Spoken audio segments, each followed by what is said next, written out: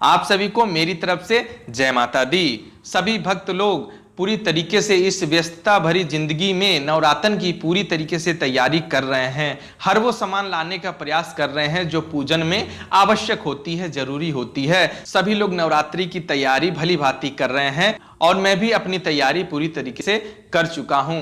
लेकिन इस नवरात्रि के दौरान कुछ विशेष बातें हैं जो आपको बतानी अति आवश्यक है, जो बिना जाने लोग गलतियां करने लगते हैं, जिसका मनुष्य के जीवन में बहुत ही गहरा प्रभाव पड़ता है, बहुत ही दुष्ट परिणाम देखने को मिलता है। तो उसे आप भली भांति जानने का प्रयास करें। मैं जो 5 बातें आपको बताने जा रहा हूं वो बात को आप हल्के में कदापि न लीजिएगा। ये पूरी बातों को जानने के लिए इतने सारे शास्त्रों का अध्ययन करने के बाद ये सारी जानकारियां मिलती है। यूं ही नहीं कि कोई भी जानकारी मैं इसी प्रकार में आप सभी को बता दूं, काल्पनिक बातें मैं आप सभी को बता दूं कि चलो हमसे क्या लेना देना है जनता से, वो किसी प्रकार मेरा वीडियो देखे, व्यू आए, मैं पैसा कमाऊं, ऐसी धारणा लेके मैं इस चैनल को बिल्कुल भी नहीं खोला हूं। ये माता रानी का चैनल है, तो इसके अनुसार मैं जो भी जानकारी दूंगा वो या तो गुरुजन का पूर्ण अनुभव रहेगा, मेरा खुद का अनुभव रहेगा, या तो फिर शास्त्र प्रमाण में सारी बातें लिखित होंगी। ठीक उसी प्रकार मैं आपको जो जानकारी दे रहा हूं ये सारी बातें शास्त्र प्रमाण है। इसको हल्के में लेने का प्रयास कदापि ना करिएगा और वीडियो को स्किप बिल्कुल ना करिएगा। इसमें सबसे पहले नंबर में आता है कि कोई भी मनुष्य किसी भी व्रत के पहले संभोग ना करे। संभोग यानी सेक्स ना करे, और वो सेक्स या पति पत्नी हो, चाहे बॉयफ्रेंड गर्लफ्रेंड हो, चाहे किसी अगर कोई वैश्या के पास भी कोई शारीरिक संबंध बनाने जाते हैं सब, तो इससे आप 100 कोस दूर हो जाएं। यही नहीं कि नवरात्रि आ रही है तो इसमें आपको केवल करना वर्जित है, ऐसा भी नहीं है। हिंदू धर्म के रीति रिवाज के अनुसार कोई भी धर्म कार्यों में, चाहे कोई भी व्रत उपवास में आप कदापि संभोग सेक्स करना तो दूर, मन में इसकी इच्छा और अभिलाषा भी उत्पन्न नहीं होनी चाहिए।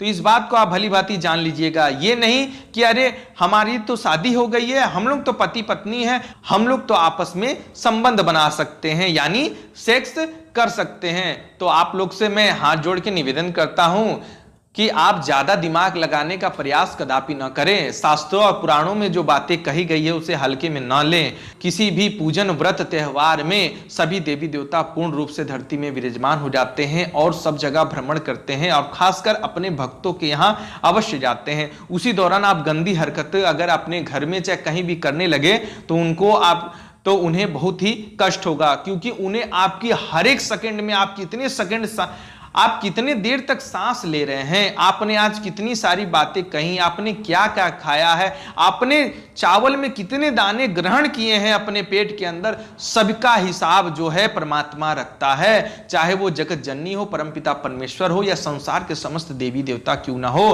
तो केवल नवरात्रि में ही नहीं, कोई भी व्रत त्योहार में आप किसी से भी 24 घंटा पहले, यानी कम से कम हो सके तो 1 हफ्ता पहले करें।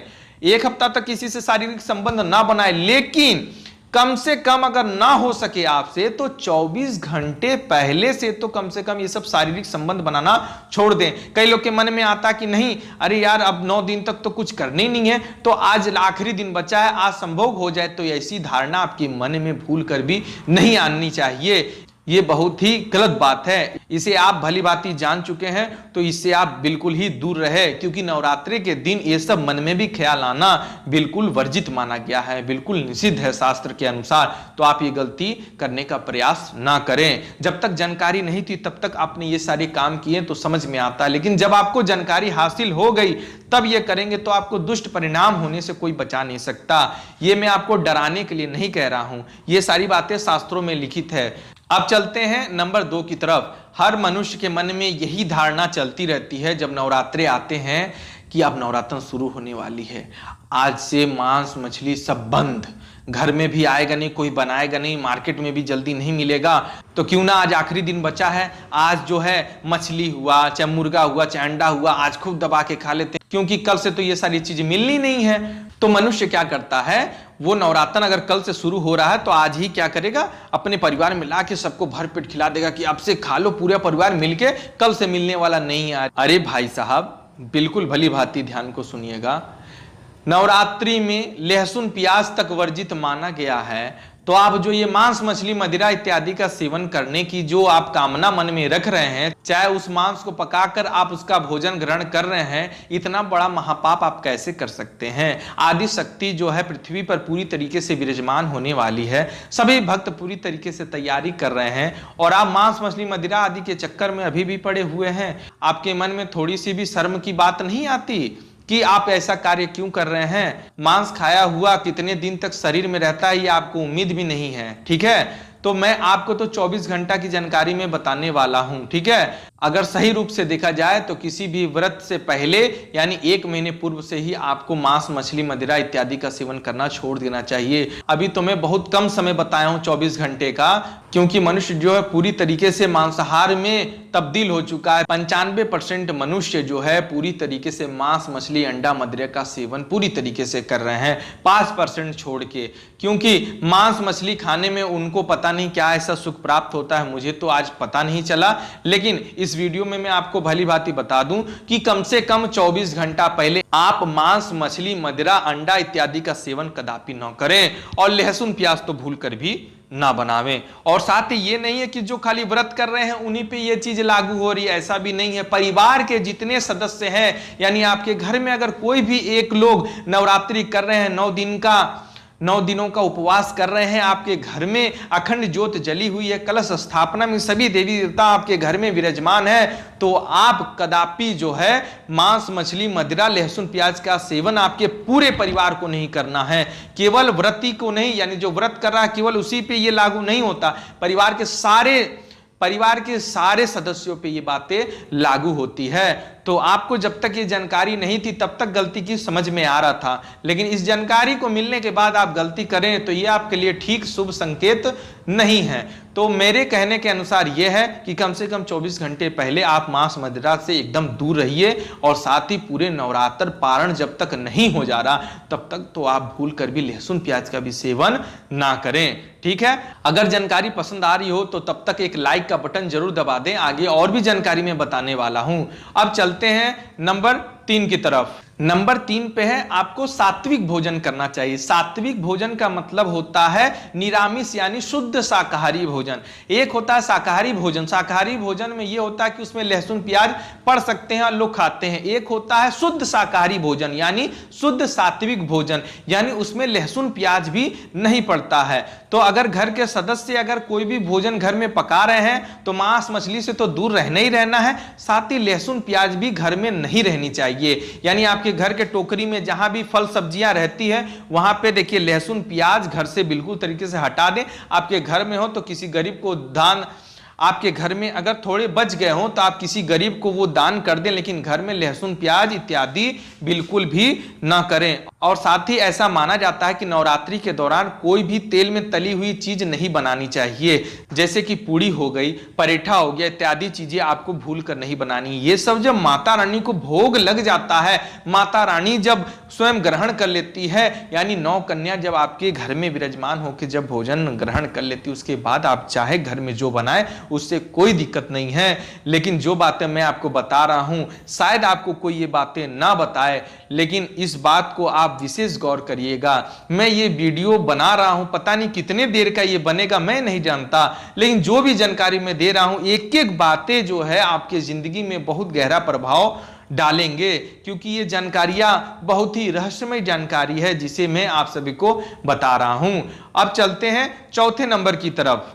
चौथे नंबर में है कि आप किसी भी नारी का भूल कर भी अपमान ना करें। नारी का मतलब चाहे वो बच्ची हो, ठीक है, यानी नाबालिग उम्र में हो, बालिग उम्र में हो, चाहे वो औरत हो, चाहे वो वृद्ध हो, यानी बूढ़ी औरत हो, किसी भी नारी का आपको अपमान नहीं करना है। अपमान में लोकल भाषा में समझ लीजिए बेइज्जती नहीं करनी है, उनको किसी भी तरीके से प्रताड़ना नहीं करनी है, गाली इत्यादि का शब्द का प्रयोग कदापि नहीं करना है।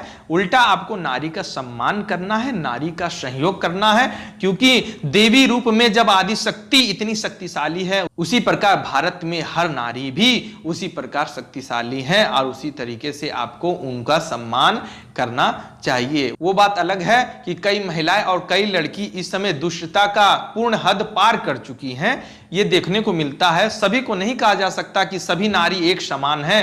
कुछ ही नारियां हैं जो पूरी तरीके से सही है, उनका दिल दिमाग उनका व्यवहार सही है, बाकी कुछ ऐसा भी देखा जा रहा है जो पूर्णतः गलत है। यानी उनको देख के कोई नारी का सम्मान कहने वाली बात नहीं कर सकता। तो उनकी बात मैं नहीं कह रहा हूं, आप समझ सकते हैं मैं क्या कहना चाहता हूं। जो सम्मान करने योग्य है आपको केवल उन्हीं नारी का सम्मान करना चाहिए। यह भी नहीं है कि आप किसी वैश्या का जाके सम्मान करें, ऐसा नहीं है। ठीक, नवरात्रि के दौरान आप ये सब कार्य कदापि ना करें। अपने दिमाग को बिल्कुल ठंडा रखें, माता रानी के भक्ति में अधिक समय दें और साथ ही आपको भक्ति आराधना में पूरा ध्यान लगाना चाहिए, क्योंकि माता रानी जिनके समक्ष हो, जिनके घर में विराजमान हो, उनको ये सब चीजें करना शोभा कदापि नहीं देता। और आपको ये हमेशा करना चाहिए कि आपसे जो भी सहयोग बन सके गरीब व्यक्ति के लिए, चाहे कोई भी असहाय व्यक्ति के लिए, आपको उनका सहयोग अवश्य करना चाहिए। अब चलते हैं 5वें नंबर पर।